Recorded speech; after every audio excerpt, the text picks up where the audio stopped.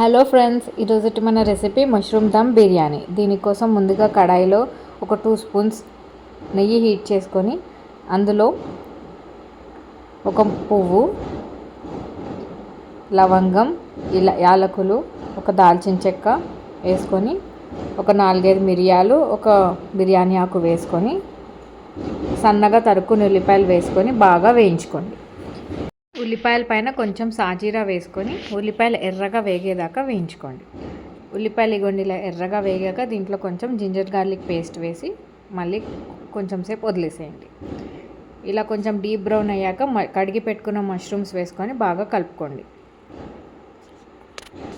ఇందులో సన్నగా తరుక్కున్న ఒక 2 టమాటోలు, చిన్నవైతే 2, పెద్దవైతే 1, ఒక చిన్న కప్పు ఫ్రోజన్ గ్రీన్ పీస్, సన్నగా తరుక్కున్న కొత్తిమీర అండ్ దెన్ పుదీనా ఆకులు వేసుకొని బాగా కలుపుకోండి.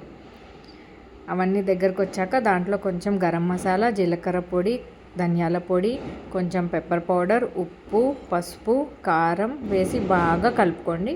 దాంట్లో కొంచెం ఒక చిన్న కప్పు పెరుగు వేసి అన్ని మసాలాలు మిక్స్ అయ్యేదాకా కలుపుకోండి.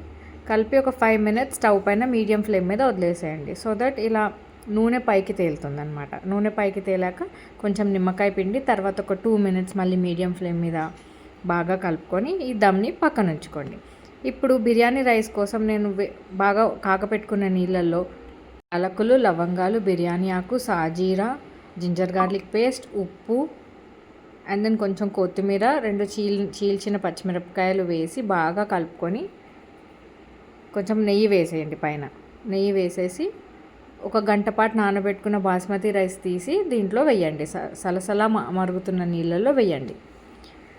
ఇది ఒక మనకి 10 to 12 మినిట్స్లో 80% కుక్ అయిపోతుంది అనమాట రైస్.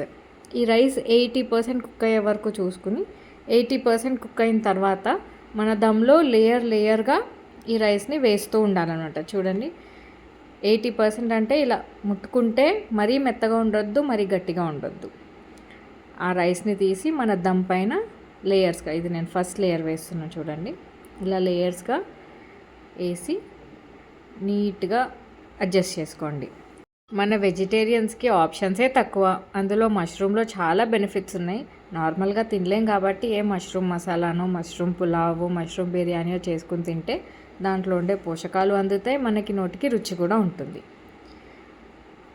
చూడండి, ఇలా మొత్తం స్ప్రెడ్ చేసుకున్న తర్వాత చపాతీ పిండి కానీ మైదా పిండి కానీ తీసుకొని దాన్ని కలుపుకొని పైనుంచి ఇలా నెయ్యి వేసుకొని దాన్ని చుట్టూ కట్టేసి మూత పెట్టేసేయండి.